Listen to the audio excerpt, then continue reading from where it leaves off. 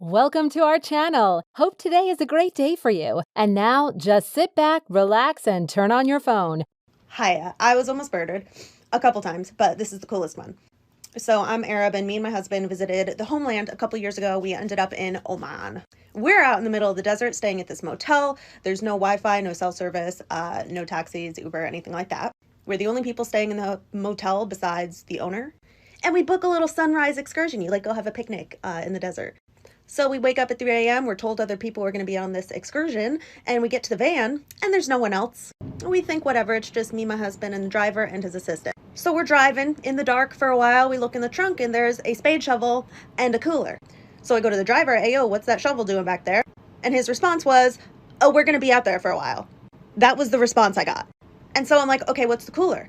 And he says, "Oh, there's a bunch of drinks and snacks in there for the picnic." So I reach around and I open the cooler and it's empty, except for ice.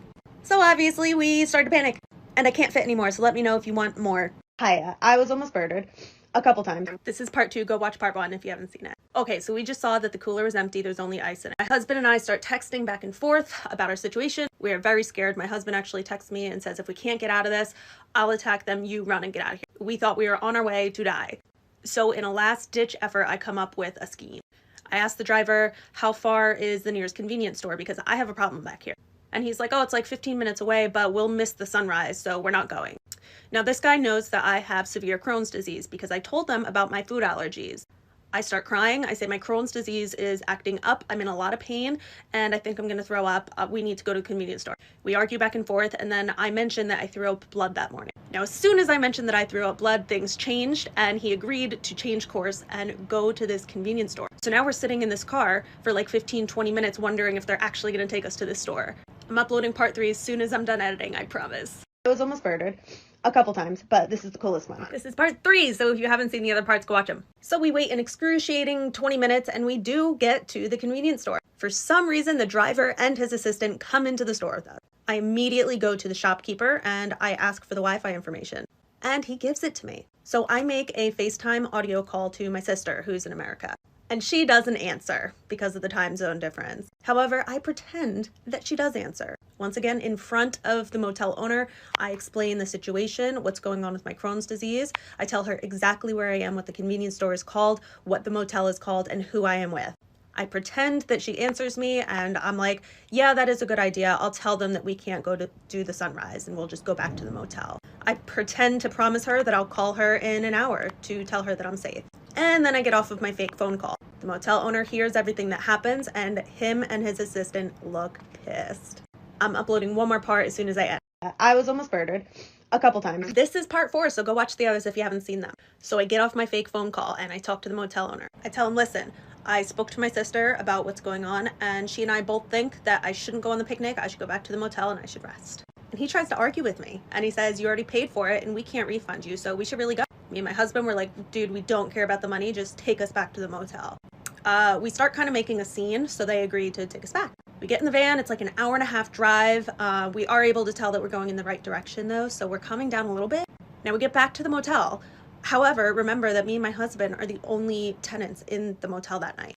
We get back to our room. We lock the door. My husband starts crying immediately. He thinks that they're going to come in the night and try to kill us. We take every piece of furniture in the room and put it in front of the door. We also sleep with anything in the room that could be used as a weapon. We had a driver scheduled for the following afternoon to come pick us up and take us to the airport. So we made it through the night and we lived. Story time of how I found out my boyfriend was cheating on me with my cousin. My boyfriend and I had been together for 2.5 years. His family loved me and my family loved him, and they expected us to get married. Well, last year when COVID started, we were actually in different countries, so we didn't see each other for 3 months. During those 3 months, we FaceTimed 4 times a day, and we were always texting. He happened to be quarantining in our hometown, so both of our families were in the same place. I was quarantined in a different country. One day my cousin calls me and tells me that she met a really nice guy on a dating website. I was so happy for her because she had had bad luck with guys. Every single week, her and I would catch up on the phone, and she would tell me how much she liked this guy, and how amazing their dates were, and how amazing he was in bed, how sweet and considerate he was. I couldn't be happier for her. Well, when I finally get back home, my boyfriend is super distant and cold. So naturally, I called my cousin and complained. She told me to give him space. She said I should just leave him alone. And so like an idiot, I did leave him alone. One day my cousin calls me and tells me to come over for dinner. When I got there, my boyfriend's car was parked in her garage. I thought it was just her nice way of trying to get us to talk. I walk in and catch them doing the dirty on the couch. Come back for part 2.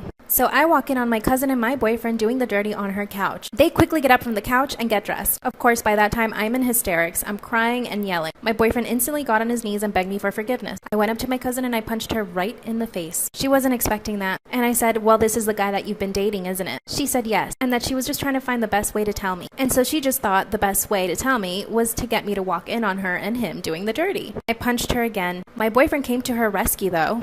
Instantly went into hero mode, which made me even angrier, so I punched him too. I stormed out of her house and went back to my house. Well, I told my parents everything. And my dad went over to my uncle's house, my cousin's dad, and he told him everything. She was about to turn 19, so he took away her phone and her car. And I get a phone call from my ex, come back for part 3. So my lying, cheating ex calls me and explains to me why he actually slept with my cousin. He said that he was so lonely and that he didn't know what to do, and that the closest thing to me he could find was my cousin. Right, as if that was any comfort to me. He said I should be grateful that I didn't cheat with someone else. I told him he had totally betrayed my trust and that I could never ever trust him again. And then he confessed that she was pregnant and that his parents wanted them to get married. He said he just wanted to give me a heads up. Then he said that we could still be together but just not tell anyone, so basically he wanted me to be his side piece. I couldn't believe the words that were coming out of his mouth. It was like I didn't know this man. Guess what I did? I recorded the entire conversation. So I went straight to my cousin and I let her listen to it. She was so shocked. She couldn't believe that he would offer to have me as a side chick. Well, I also let my uncle listen to it. He went to my ex's house and beat him up. Honestly, that made me sad, but he deserved it. They now have a baby and he's gained 50 pounds. Trust your instincts, girl, and always record your conversations. Also, how cute are my nails?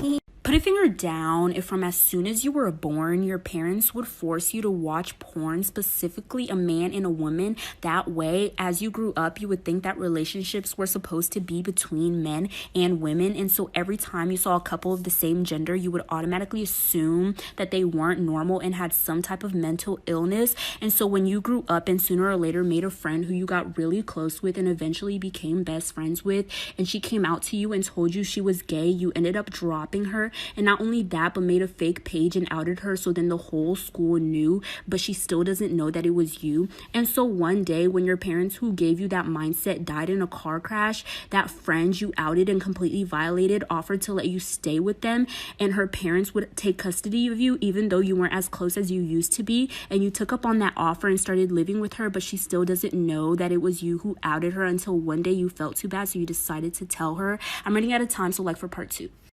Put a finger down, part 2, if when you finally told your friend that it was you who made that fake page and told the whole school that she was gay, she didn't get mad at you, but instead forgave you and said there's no reason to be mad since it happened in the past, and then she educated you and gave you a different perspective once you told her your parents made you watch porn that was strictly a man and a woman together, and after living with her and her family for a while, you realized that your parents had completely brainwashed you, and you felt sick to your stomach about how your mindset has been your entire life, and so you were kind of glad that your parents